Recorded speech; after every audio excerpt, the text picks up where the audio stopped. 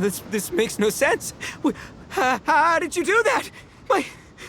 My reputation is destroyed! It's like a bean to the heart. It was an honor doing battle with you, good sir. What the? So polite. So, been busy losing while we were away, Bullchucker? I don't see it that way.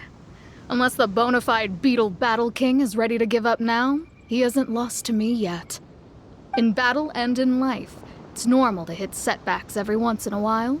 But a setback only turns into a failure if you make the decision to stop trying. Word. Heck yeah!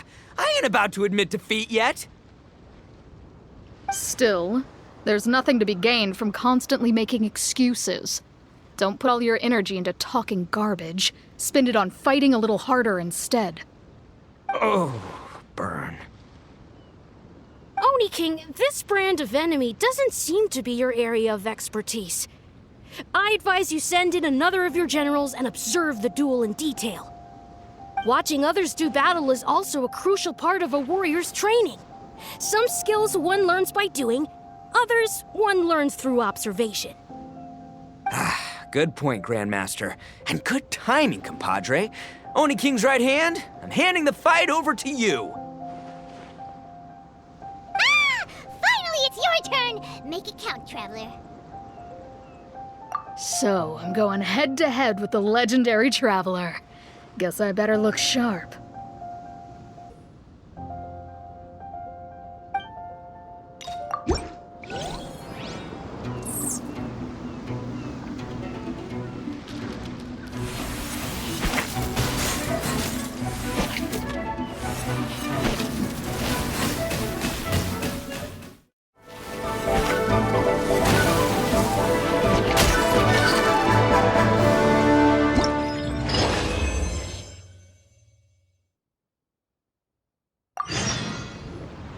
Nicely done.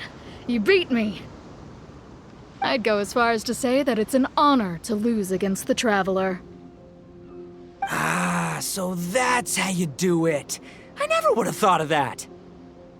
Yep, when you're up against a cunning enemy, you gotta get creative.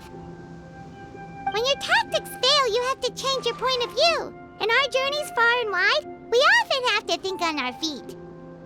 Clinging to old methods can never solve the problem, no matter how hard you try. I think Shinobu said something like that once, too. I guess there's something to it after all. But I'll mull it over some other time. Right now, my focus is on the task at hand. More beetle fighting!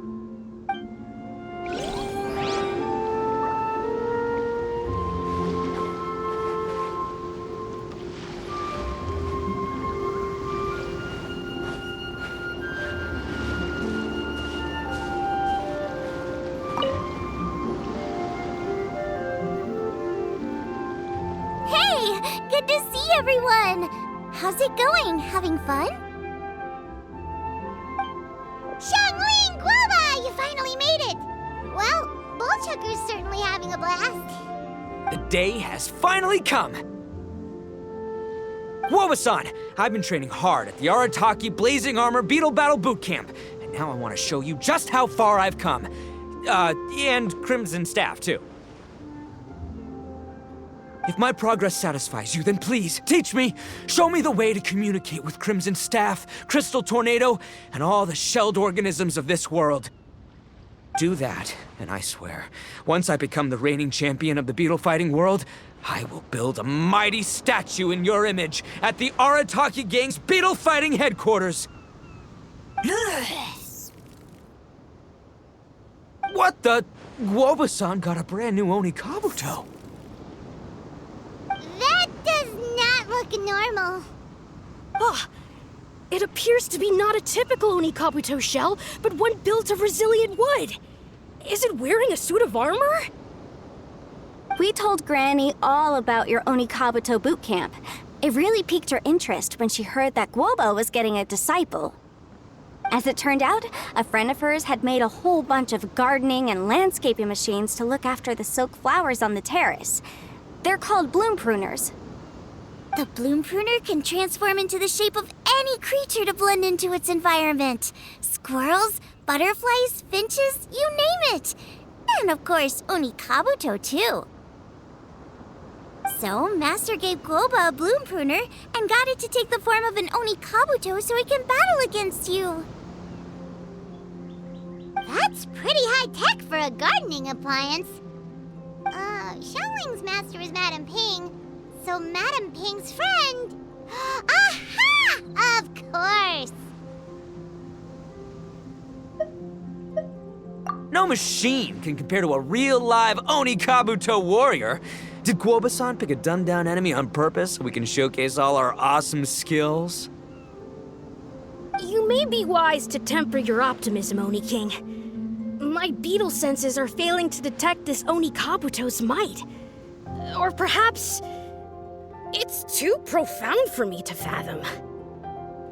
It's not even alive. There's nothing for you to sense. Anyway, Guoba-san may possess limitless power, but a warrior needs to be one with his weapon. The bond between Onikabuto and trainer is forged through blood, sweat, and tears, not wood, mesh, and gears. Crimson Staff and I are like glove and fist. Let's get this duel going. It's time for Guoba-san to witness my true potential once and for all.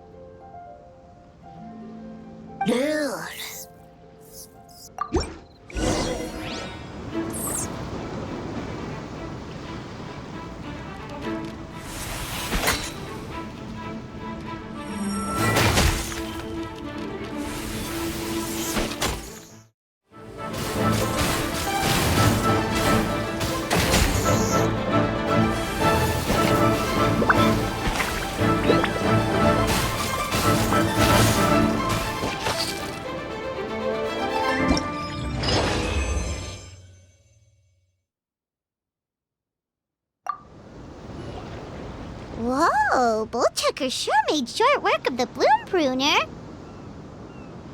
I won! Victory is mine! With my trusty Crimson Staff, I have defeated the mighty Guoba-san! Phew. Alrighty then. The moment I've been waiting for. Guoba-san, if I have earned your recognition, I humbly ask you to teach me the ways of shelled organism communication. Huh? Guoba-san, you look pleased? But you just lost to me in battle. Does this mean you're proud of me for my swift progress? Aw, shucks. I don't know what to say. You're too kind, Guoba-san. Oh, you're just being modest. I know you were going easy on me. It looks like Guoba's all warmed up now. The bloom pruner is ready to operate at full power. Guoba, remember the plan? In this round, we want to increase the bloom pruner's power output from 0.1% to 1%, okay? Any higher and you'll risk knocking Ito's Onikabuto out cold. Okay, there it is. Paimon knew something was up. As I feared, we have barely scratched the surface. Wait, hold on a minute. 0.1%? As in 0.1%? As in 1/1000th? You've gotta be kidding me. All that was just 1/1000th of its top power?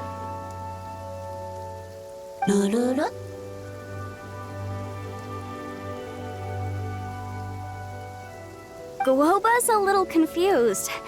You did say you wanted to train your Onikabuto to defeat Crystal Tornado, correct?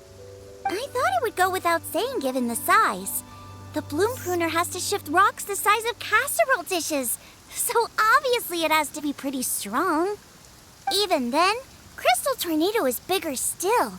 It dwarfs me and Guoba, and it's even taller than you. That's impossible! If we were talking, twice as strong as the last fight, I think I'd have a shot. 10 times as strong, and we're already looking at losing most, if not all, of the time. About 1,000 times stronger? Who am I kidding? It's hopeless. When your tactics fail, you have to change your point of view. In our journeys far and wide, we often have to think on our feet.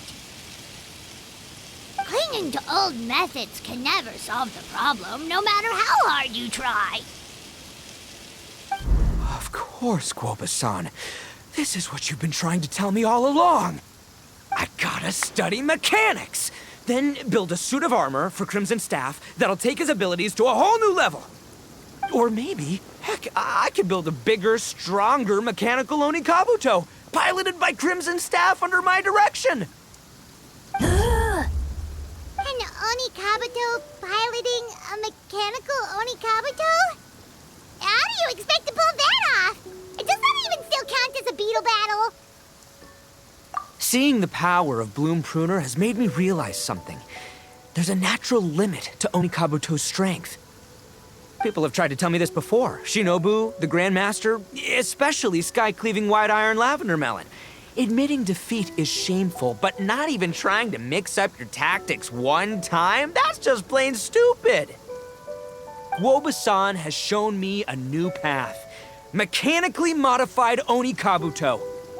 With this new technique in my arsenal, size will be no obstacle to me and my valiant beetle warriors as we set out to beat Crystal Tornado once and for all.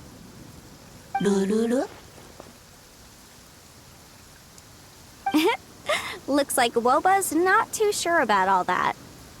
Mechanics, huh? I'd have to get my master to see if her friend would be willing to help. She's the expert. Did you say expert? Please, Guoba-san, Chef-sama, my savior, introduce me. Uh-huh. Thinking of becoming the second Arataki gang member to study in Liyue, are you, boss? Shinobu, when'd you get back? Time's up.